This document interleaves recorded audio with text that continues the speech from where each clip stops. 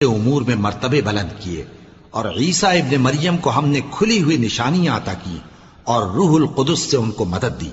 और अगर अल्लाह चाहता तो उनसे पिछले लोग अपने पास खुली निशानियां आने के बाद आपस में न लड़ते, लेकिन उन्होंने इख्तिलाफ किया तो उनमें से बाज तो ईमान ले आए और बाज काफिर ही रहे।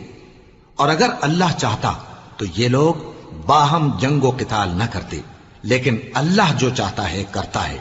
ए ईमान वालो, जो माल हमने तुमको दिया है उसमें से उस दिन के आने से पहले पहले खर्च कर लो जिसमें ना आमाल का सौदा हो और न दोस्ती और सिफारिश हो सके, और कुफ्र करने वाले लोग जालिम हैं।